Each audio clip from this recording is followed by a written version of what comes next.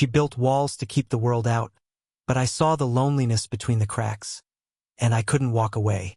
I met Elena on my first day at the firm, a woman who seemed carved from composure itself. Everything about her was deliberate. The clipped rhythm of her heels across the marble floor, the calm certainty in her voice, even the way she adjusted her glasses before speaking, as if organizing her thoughts into perfect order. She wasn't intimidating in a loud way. She was intimidating because she didn't need to be. Most people in the office admired her from afar. You could sense it in the silence when she walked by, respect, maybe even awe. But beneath it there was distance. No one joked with her. No one lingered at her door for idle talk. She didn't encourage it. Her office, like her demeanor, was neat to the point of restraint. No personal photos, no plants, just clean lines and muted colors. The kind of space that didn't invite you to stay. And yet, I found myself drawn to her. Maybe it was the contradiction. How someone could look so composed and yet, in rare unguarded moments, seem almost tired. Once, I caught her staring out the window between meetings, her expression soft, almost wistful. But the second she noticed me, her mask returned. Efficient, polite, unreadable. She asked me to join her for a project review one afternoon. I remember how she spoke. Precise but patient, explaining every detail with quiet authority. Her perfume was subtle, a hint of something floral I couldn't place, and it lingered even after she'd left the room. When she leaned over my shoulder to point something out on the screen, her sleeve brushed my arm, and for a second, I felt the warmth of her presence more than the words she spoke. There was nothing flirtatious in her tone, no hidden invitation, only professionalism. But something about her stillness fascinated me. The way she seemed to have built her life around control, as if feeling too deeply once had cost her more than she was willing to lose again. That night, as I packed up my things, I passed her office. The light was still on. She was alone, reading through a file, her face lit by the desk lamp's soft glow. I thought about how solitude looked different on her, not peaceful but protective, like she wore it as armor. I didn't know her story then, why she kept people at arm's length, or what it would take to reach the person hidden behind that unshakable calm. All I knew was that something in her silence spoke louder than words ever could. And in that moment, I made a quiet promise to myself. Not to break down her walls, but to understand them. Because sometimes, it isn't destruction that sets someone free. It's patience. And I wanted to be the one patient enough to find out what her walls were hiding. It was one of those nights when the office forgot time existed. Everyone had gone home hours ago, and the city outside was drowning in rain. The lights in the main hall flickered, casting long shadows across the cubicles. I stayed behind to finish a report. Across the glass divider, Elena was still there too, her presence as steady as the hum of the storm. At first, we worked in silence. The kind that feels natural, like two people breathing in rhythm without trying. Every so often, I'd glance up from my screen and catch her reading through papers, lips pressed in thought, pen tapping softly against her notebook. She looked different under the dim emergency lights, less like the sharp manager everyone knew, more like a woman simply too tired to go home yet. When the thunder cracked close by, the lights blinked out completely. The office plunged into near darkness, except for the glow of the storm through the windows. I heard her laugh, a quiet, startled sound. "Well," she said, her voice calm even now, "I suppose that's our cue to call it a night." But when I offered to walk her out, she hesitated. "Let's give it a few minutes," she said. "The rain's relentless." We sat near the window, side by side, watching sheets of water slide down the glass. The silence wasn't uncomfortable. For the first time, I sensed her guard lowering, like she was allowing herself to exist without the weight of being in control. "You don't go home early often," I said softly. She smiled faintly. "Home is quiet, sometimes too quiet." The words hung between us, simple but full of unspoken ache. I didn't press her. I just listened to the rain. And maybe it was that silence, that lack of demand, that made her say the next part.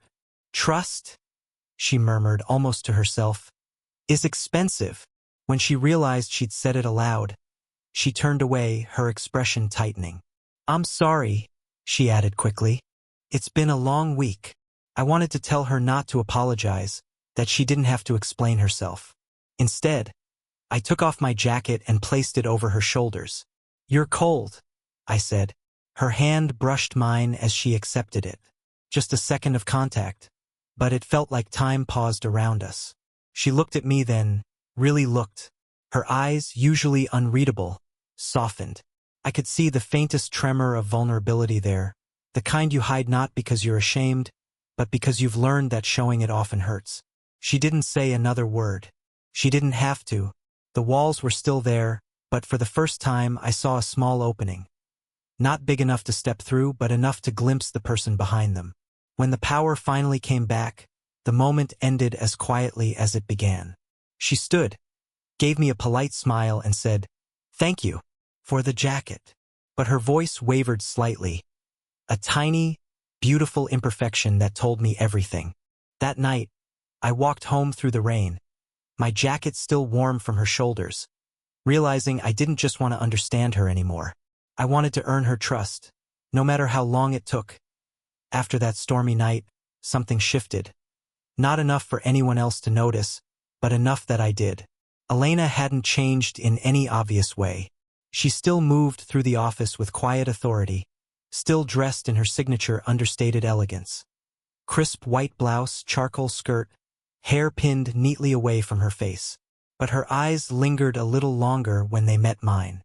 Her tone softened, just barely, when she spoke to me.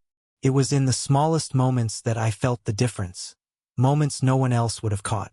She'd bring me coffee when she went to get her own, set it down beside my keyboard without a word. Once, she asked me if I'd eaten lunch. Just that, no smile, no fuss. But her voice carried a trace of care, like she didn't mean to let it show. I began to realize her silence wasn't coldness. It was protection. The more I observed her, the more I saw how she measured every word, every gesture, as though she feared saying too much might unravel something she'd fought to hold together. One afternoon, the office was unusually quiet. The sun fell in sharp lines through the blinds, striping her desk in gold and shadow. She was standing by the window, watching the street below, her expression thoughtful. "Do you ever get tired of pretending you have it all together?" I asked before I could stop myself. She turned to me, startled at first, then faintly amused. "You think I pretend? I think you carry more than you let people see," I said, my tone careful. For a moment I thought I'd crossed a line. But instead of shutting down, she exhaled softly and leaned back against the window frame. "You're observant," she said quietly. "That's rare." Her voice carried warmth but also caution, the sound of someone testing the water before stepping in. We talked for a while after that, about work, about music, about nothing and everything. It wasn't flirtatious. It was something gentler, slower. She asked about my family, my plans, my reasons for being here. But every time I asked her about herself, she'd answer halfway and change the subject. When she laughed, a soft, genuine sound that surprised even her. It felt like sunlight breaking through overcast skies. But as quickly as it came, it was gone.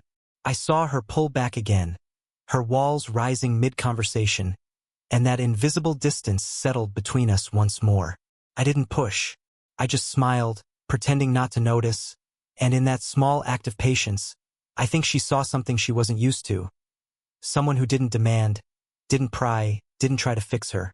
Later, as I left for the day, she passed by my desk.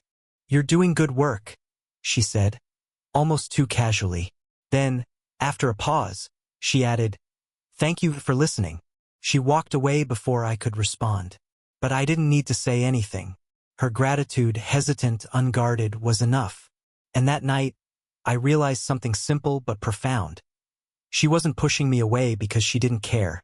She was trying not to need someone she could lose. And maybe, without meaning to, I was becoming someone she could trust again. The first real silence between us wasn't the comfortable kind. It was the kind that carried absence. A reshuffling at the firm had placed me in another department, a different floor, new team, new supervisor. It wasn't permanent, just a temporary project alignment, as management called it. But temporary felt heavier than it should have. When they told me, I went to her office to let her know. She didn't look up at first, only nodded, flipping through a file with her usual precision. "It's a good opportunity," she said. "You'll gain perspective." Her tone was even almost detached. But when she finally raised her eyes, something flickered there. A brief, involuntary tension that contradicted every word she just said. I smiled lightly, trying to make it easier for both of us. "It's just for a few weeks." "Of course," she replied too quickly. "We'll manage fine here." But as I left her office, her voice followed, quiet, softer than I'd ever heard it. "Good luck." The days that followed felt different. My new workspace lacked the rhythm I'd grown used to. I missed the calm presence of her near my desk, the faint scent of her perfume drifting through the air, the sound of her voice guiding meetings with quiet confidence. Every time the elevator doors opened, I half expected to see her standing there, folder in hand, giving that small nod of acknowledgement she always did. But she never came. I told myself it was fine, that people grow used to routines and mine had simply changed. But it wasn't just routine I missed, it was her. The quiet trust that had been forming, the warmth in her glances, the way silence around her never felt empty. A week into the transfer, I had to visit her floor to drop off a report. When I walked past her office, she was in a meeting. Her expression was composed as ever, her voice calm, but when her eyes caught mine through the glass, she hesitated mid-sentence. It was only a second, then she continued as though nothing had happened. Later, when I returned to my desk, I opened my folder to find a small note tucked inside. Just one line, written in her neat, measured handwriting. "Don't forget where you belong." No signature, no pretense. Just that. I must have read it a dozen times, tracing the curve of her words. It wasn't a declaration, but it didn't need to be. It was the first time she'd reached out, however quietly, instead of retreating behind her walls. That night, as I sat in my apartment with the rain tapping against the window, I realized something painful and strangely beautiful. She wasn't pushing me away because she didn't care. She was doing it because she did. Because closeness, for her, had always come with a price.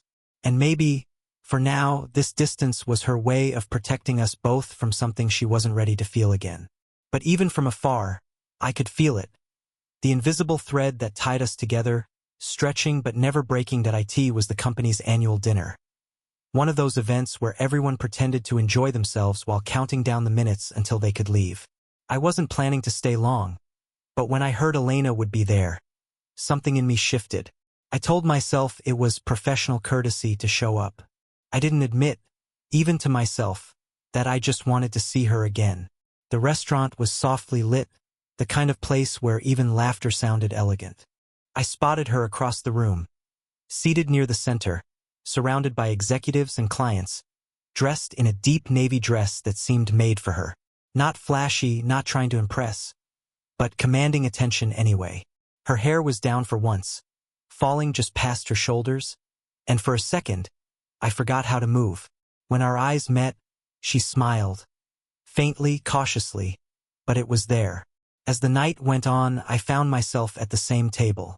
The conversation flowed, polite and surface level, but there were moments, quick glances, half smiles, that said more than words ever could. Someone ordered a round of wine, and though Elena rarely drank, she didn't refuse. It was late by the time we stepped outside. The city air was cool, carrying that faint scent of rain that always seemed to follow her. She pulled her shawl tighter around her shoulders, and I walked beside her in silence until she finally spoke. "You know," she said quietly, "I used to love nights like this. The noise, the music, the pretending that everything's fine." She let out a small, ironic laugh. "It's easier than being honest sometimes." I looked at her, the woman who always held herself together so carefully, and saw something different tonight. Her posture wasn't perfect. Her voice wasn't measured. She looked a human, tired maybe, but beautifully real. "Honest about what?" I asked. She hesitated, eyes tracing the glow of the streetlights. about how hard it is to trust again, how exhausting it is to feel everything and still keep a straight face. Her voice faltered. Caring always ends with loss. I learned that the hard way. Her shawl slipped slightly as she turned away. Without thinking, I reached out and fixed it, letting my fingers brush her shoulder. She didn't pull away. Instead, she closed her eyes briefly, as if steadying herself. "You make it hard to stay behind my walls," she whispered. For a heartbeat, the world seemed to hold its breath. The sounds of traffic, the murmur of voices, everything faded into the quiet between us. I could have said 1,000 things in that moment, but I didn't. She didn't need words. She needed space, the kind of silence that feels safe. We stood there for a long time, the streetlight catching the faint shimmer of her eyes. Then she turned, composed herself, and said softly, "Good night." But as she walked away, her pace was slower, as if part of her didn't really want to leave. And as I watched her disappear into the night, I knew something had changed. The walls she'd built her life upon had finally cracked. Not from force, but from trust. And I was standing right there, ready to catch whatever might fall. The next morning, the office felt heavier somehow, quieter, as if even the walls remembered what had almost been said the night before. I arrived early, half expecting to find her already there, but her office was dark. The air still held traces of last night. Her laughter, her trembling honesty, that fragile confession slipping through the cracks of restraint. When she finally walked in, she looked different. Composed, yes, but distant again, like she'd rebuilt her walls overnight. Her hair was neatly tied back, her expression unreadable, her tone clipped as she greeted me. It was as if the woman I'd spoken to under the streetlights had been a dream I wasn't supposed to remember. "Good morning," I said quietly. "Good morning," she replied, eyes on her computer. And that was it. The silence between us wasn't awkward, it was careful.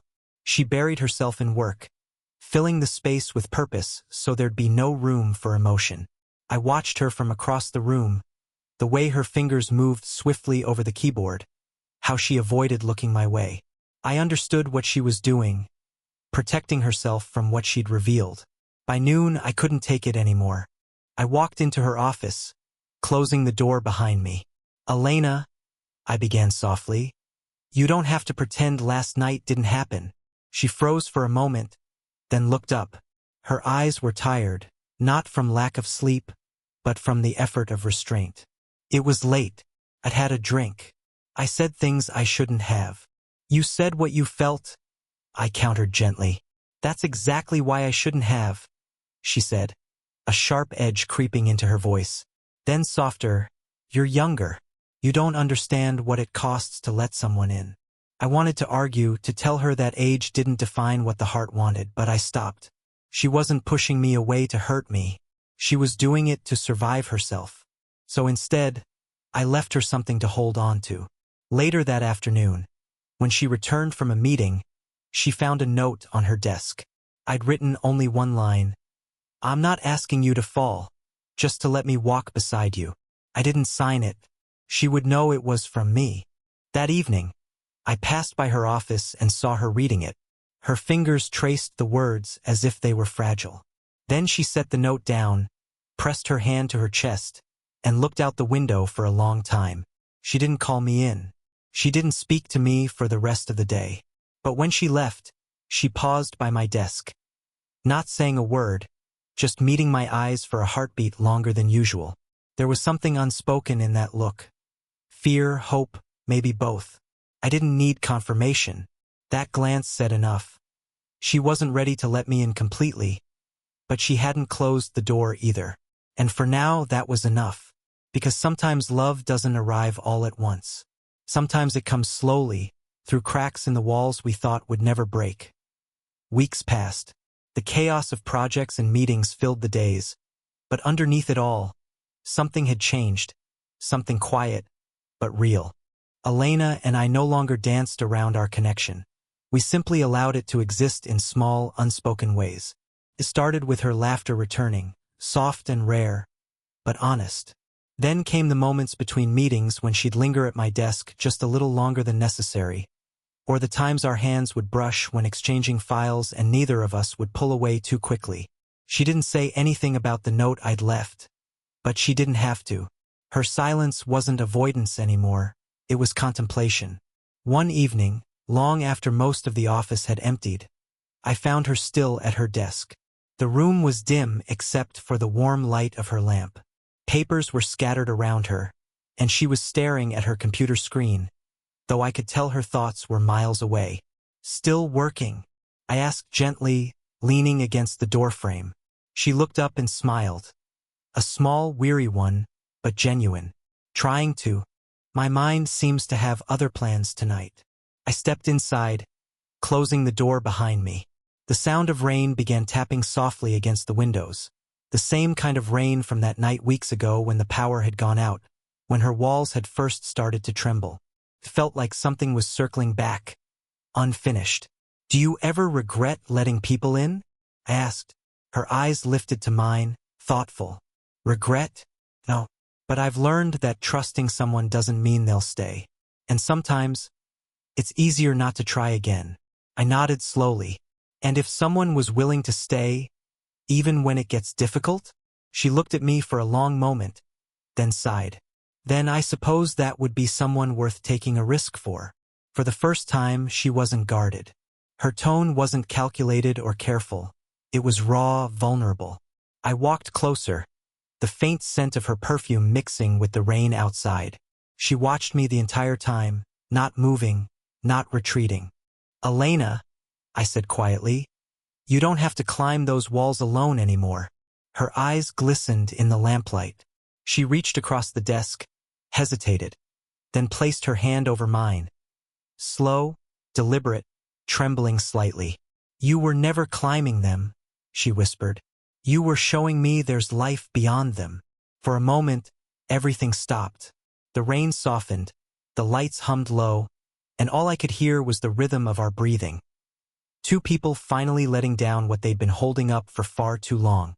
She smiled then, a small, uncertain one that felt like sunlight after months of winter.